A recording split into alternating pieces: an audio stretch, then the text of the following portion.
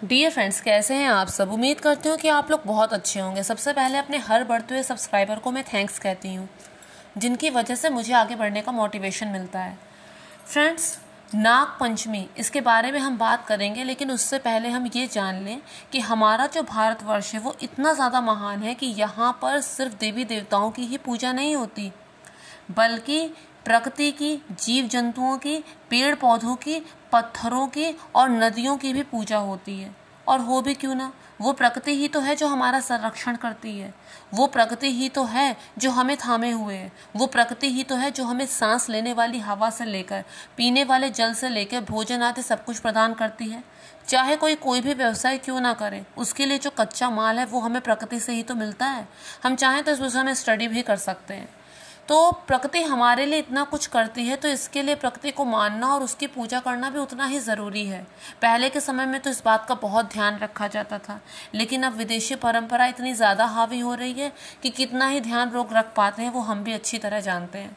तो फ्रेंड्स, हमारे देश में नागों की भी पूजा होती है। ऐसा इसलिए होता है क्योंकि जो नाग होते हैं वो भगवान शिव का आभूषण होते हैं, भगवान शिव को अत्यंत प्रिय होते हैं, भगवान शिव के अत्यंत समीप होते हैं। कोई तपस्या तो इन्होंने भी की होगी जो भगवान शिव के आभूषण बने, जो भगवान शिव को इतना अधिक प्रिय हैं। ऐसा कहा जाता है कि नाग पंचमी के दिन नागों की पूजा करने से, उनके लिए कच्चा दूध रखने से और दीवार पर इनका चित्र बनाकर इनकी पूजा करने से एक तो सांपों का भय नहीं होता और दूसरा जो शारीरिक कष्ट हैं वो भी दूर होते हैं, रोगों से मुक्ति मिलती है। किसी की कुंडली में अगर कोई सर्प दोष है तो उसका भी निवारण होता है। इसलिए नाग पंचमी के दिन नागों की पूजा की जाती है। भगवान शिव के गले में जो वासुकी नाग है, जिसके बारे में हम सब जानते हैं, उनकी एक बहन भी थी जिनका नाम था मनसा माता। ये जो मनसा माता थी वो भगवान शिव की ही पुत्री थी। एक बार कैलाश मानसरोवर में भगवान शिव माता पार्वती के साथ थे, तो वहां पर शिव जी का जो तेज था वो उस सरोवर में गिरा। कहीं वो तेज व्यर्थ ना चला जाए तो एक सर्पणी ने अपनी कुंडली में उसे जकड़ लिया, जिस हेतु मनसा माता का, जिस कारणवश मनसा माता का जन्म हुआ।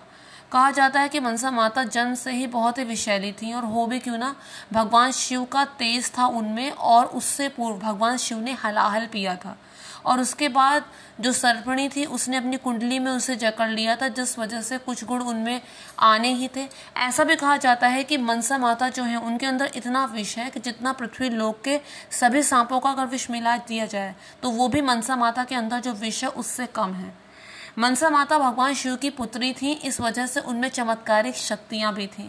उन्हें देवी मान के पूजा जाता है, उनकी पूजा की जाती है। ये भगवान शिव के वरदान की वजह से ही हुआ था। भगवान शिव ने उनको ऐसा वरदान दिया था। मनसा माता त्याग की तो देवी हैं ही, उन्होंने जन कल्याण के लिए बहुत से त्याग किए हैं, जिसमें से एक त्याग का वर्णन मैं आपके सामने करने जा रही हूँ। फ्रेंड्स, एक ऋषि थे जिनका नाम था जरत्कारु। वो बहुत बड़े तपस्वी थे, वो उग्र तपस्या करते थे। इसके अलावा वो कहीं पर भी किसी एक स्थान पर रुकते नहीं थे। वो इस तरह के ऋषि थे कि अगर वो चलते जा रहे हैं, जहाँ पे संध्या होती थी वहाँ पर वो रुक के संध्या पूजन करते थे, और फिर उस रात के बाद वो फिर चल पड़ते थे। विवाह में उनकी दूर दूर तक कोई रुचि नहीं थी, अखंड ब्रह्मचार्य का पालन करते थे। कभी सिर्फ पानी पीकर तो कभी सिर्फ हवा के सहारे वो जीवित रहते थे। अपना शरीर उन्होंने पूरी तरह से सुखा लिया था। वो वृद्ध भी हो गए थे। एक दिन की बात है, उन्होंने देखा कि एक वृक्ष है, उसमें कुछ जो लोग हैं वो उल्टे टंगे हुए हैं, और एक घास के फूंस से उनके पैर बंधे हुए हैं। घास जो है, घास का तिनका है, उससे उनके पैर बंधे हुए हैं, और सर इनका नीचे की तरफ है। और वो जो उनके पैर बंधे हुए हैं जिस फूंस से, जिस घास से, उस घास को भी एक चूहा लगातार काट रहा है। जब ऐसी उनकी व्यथा देखी उसने कि ये इस तरह से उल्टे टंगे हुए हैं और घास के सहारे हैं और उस घास को भी एक चूहा काट रहा है, तो उनके मन में करुणा जागी, और उन्होंने इसका कारण पूछा कि आप कौन है, मैं आपकी क्या सहायता कर सकता हूँ। तो इस पर उन्होंने कहा कि ये उन्हीं के पितर हैं, ये जो जगतकारु ऋषि हैं ये उन्हीं के पितर हैं, उन्हीं के पितामह, उन्हीं के पूर्वज हैं। और वो ऐसे इसलिए लटके हुए हैं क्योंकि उनके वंश का बहुत जल्दी ही लोप होने जा रहा है। उनका वंश जो है बहुत जल्दी ही खत्म होने जा रहा है। उनके वंश में सिर्फ एक जरत्कारु ऋषि ही हैं, और उनकी भी विवाह में कोई इच्छा नहीं है, तो उनका वंश आगे कैसे बढ़े, जिस वजह से उनकी ये दुर्दशा हुई है।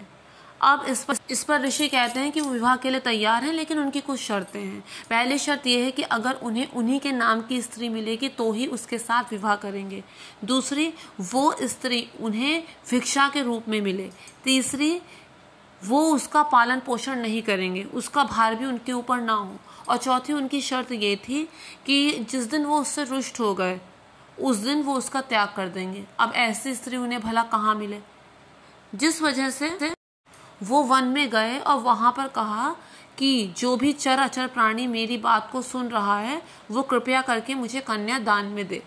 वासुकी नाग को इस बात का पता चला, वासुकी नाग जो थे उन्हें इस बात का पता चला और उनकी भी विवशता थी। उनकी विवशता ये थी कि उनकी नाग जाति संकट में थी। जन्मेजय ने अपने पिता का प्रतिशोध लेने के लिए राजा परीक्षित को तक्षक ने डसा था, जिस वजह से उनके पुत्र ने उस प्रतिशोध को लेने के लिए एक यज्ञ किया था जिसके समापन पे जितने भी सांप थे वो सब के सब उस यज्ञ में समाहित हो रहे थे। और नाग जाति को बचाने के लिए उसे मनसा माता का विवाह जरत्कारु के साथ कराना था, क्योंकि उससे जो पुत्र पैदा होगा वही नागों का उद्धार कर पाएगा, वही नागों को बचा पाएगा। जिस वजह से उन्हें मनसा माता का विवाह जरत्कारु ऋषि से ही कराना था। मनसा माता अपनी कठोर तपस्या के कारण उनका नाम भी जरत्कारु पड़ गया था, वो भी कठोर तपस्विनी थी। दूसरी बात, जो भी उनकी शर्तें थी वो वासुकी नाग ने पूरी की। वो वासुकी नाग के श्रेष्ठ भवन में मनसा माता के साथ जरत्कारु ऋषि रहने लगे, लेकिन विवाह में उनकी रुचि तो थी ही नहीं। मनसा माता भी सावधान होकर उनकी सेवा करने लगी कि कहीं उनसे कोई त्रुटि ना हो जाए। फिर एक दिन मनसा माता के गर्भ में एक पुत्र आया जो धीरे धीरे बढ़ने लगा। फिर एक दिन जरत्कारु ऋषि मनसा माता की गोद में सर रख के सो गए और तभी संध्या पूजन का समय होने लगा, सूर्यास्त होने लगा। मनसा माता असमंजस में पड़ गईं कि अगर इन्हें नींद से जगा देती हैं तो इनके क्रोधित होने का भय है, और अगर इसे नींद से नहीं जगाती हैं अगर इन्हें, तो इनका जो संध्या पूजन है वो उनकी खाली चली जाएगी, वो संध्या पूजन नहीं कर पाएंगे, जिस वजह से धर्म का लोप होगा। बहुत असमंजस में, बहुत सोचने समझने पे, बड़े ही मानसिक कष्ट से गुजरने के बाद उन्होंने उन्हें जगाने का निश्चय किया। अत्यंत मधुर वाणी में उन्होंने बोला कि आचमन कीजिए, पूजा कीजिए, संध्या पूजन का समय हो गया, सूर्यास्त हो रहा है, पश्चिम दिशा लाल हो गई है। लेकिन उसके बावजूद उन्हें बहुत क्रोध आया। वो क्रोध से कांपने लगे, उनके होंठ कपकपाने लगे और उन्होंने उसी क्षण मनसा माता का त्याग करने का निश्चय कर लिया। मनसा माता ने क्षमा मांगी, उन्हें सब बातें बताई। तो इस पर उन्होंने कहा कि मेरा तपस्या का बल इतना ज्यादा है कि जब तक मैं आंखें ना खोलूं, जब तक मैं संध्या पूजन ना करूं, तब तक तो सूर्यास्त हो ही नहीं सकता था।